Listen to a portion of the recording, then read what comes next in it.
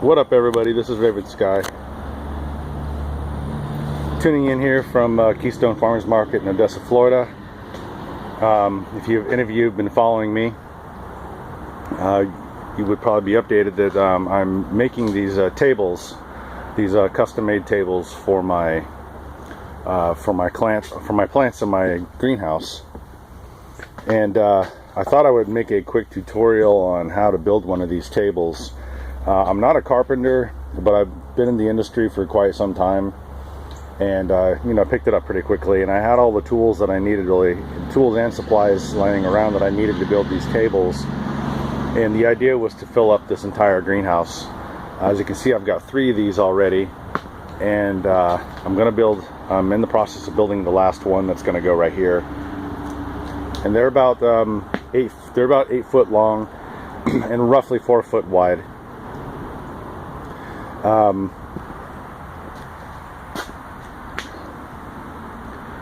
going to try to fill in these areas right here. You can kind of see there's a little bit of a gap here and a little bit of a gap here.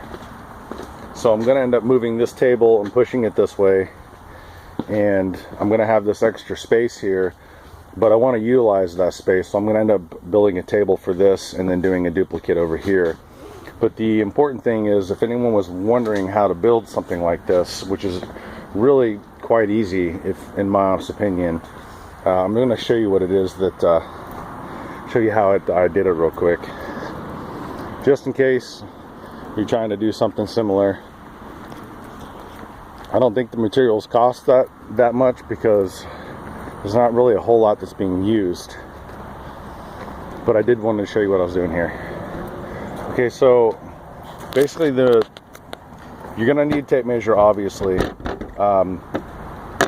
This square, this thing is like, you're gonna use this like all the time in carpentry.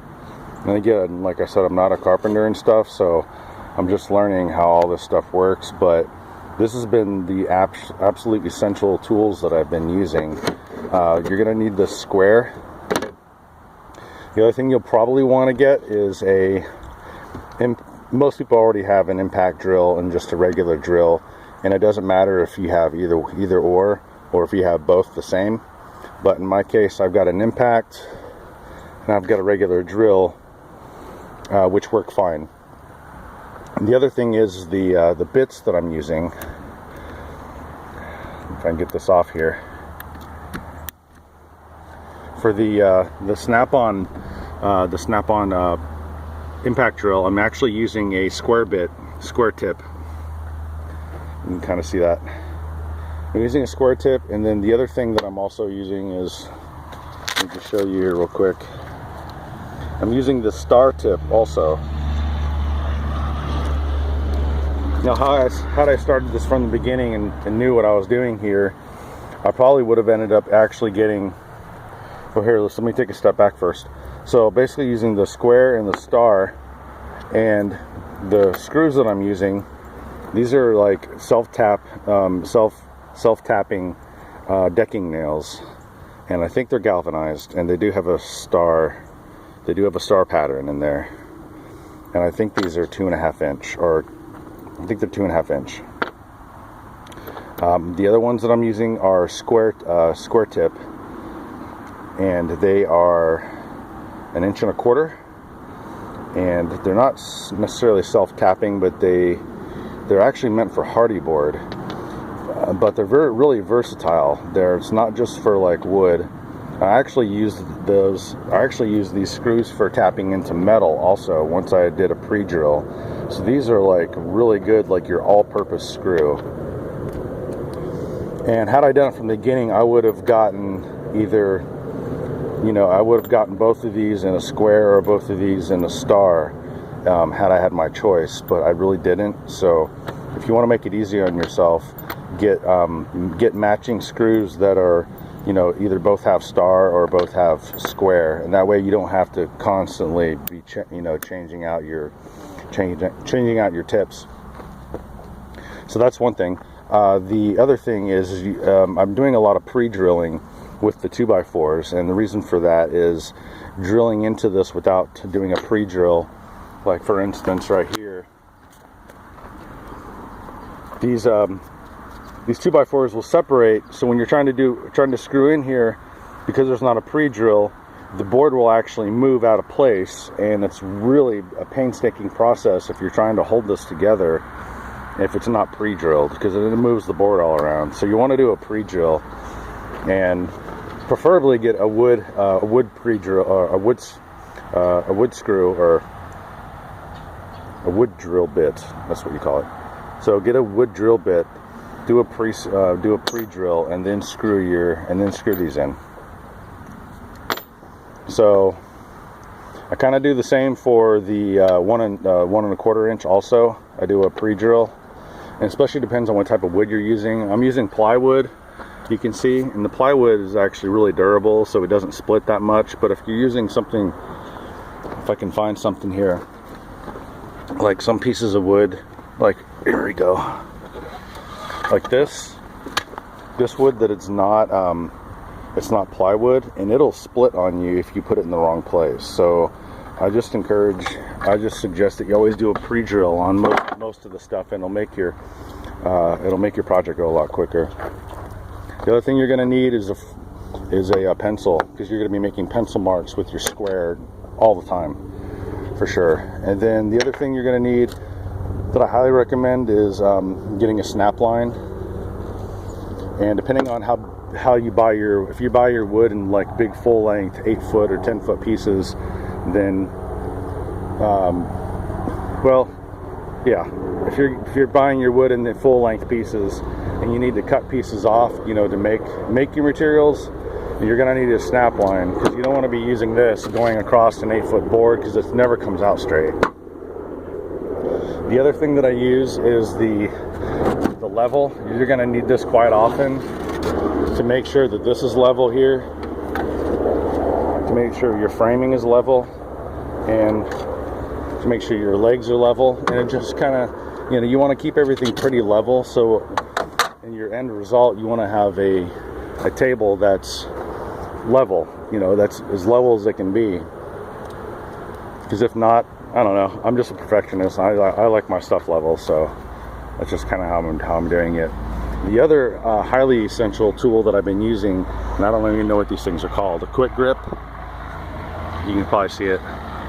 But these things are really useful in that they'll hold your board onto your legs without, you know, so you can do your pre-drills.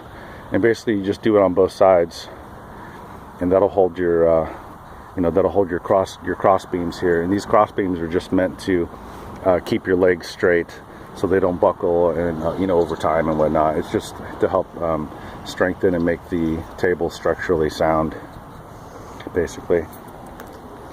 I have the dimensions for this right here. I used a full 8-foot. Let me get it out of the. There we go.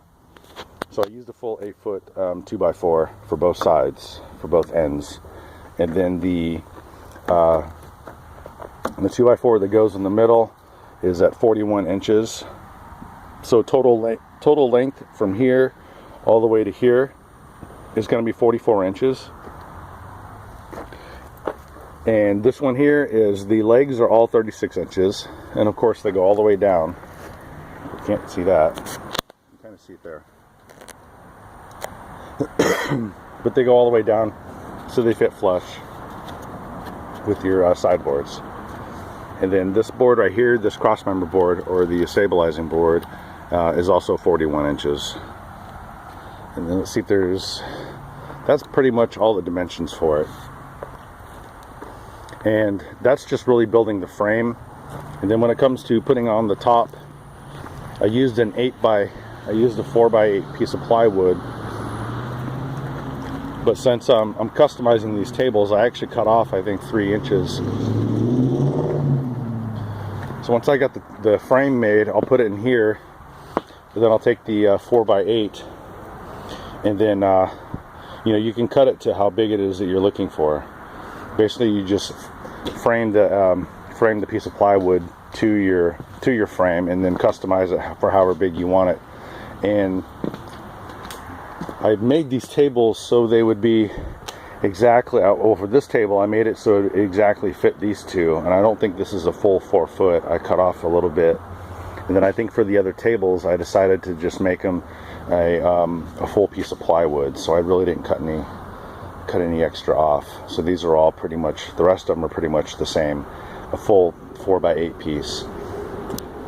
Now the reason why I put cross members on this one is because the piece of plywood that I'm putting on top is really thin. It's not like your standard, it's not like your 3/4 inch, it's like your 1/2 inch, and it's real flimsy. And the amount of weight that I'm going to be putting on here, I really wanted to have these cross members to hold the extra weight so my plywood wouldn't buckle. And I think I pretty much covered everything. Once you install once you put your table where it's going to go, I recommend that you also level the table itself with your level, and then just use the scraps from cutting your wood to put under the feet to get the tables as level as possible. So I'm pretty sure I covered everything. If I didn't, you can let me know, or you can ask a question and I'll reply back to you. One thing that I think I'm going to do here in the future possibly is, I'm actually going to make another video about it, but I'm going to try to do some hydroponic growing in here using these tables, and this is going to be really cool, a really cool system that I'm going to build, and I'll do that later for another video for you. So hopefully that was helpful.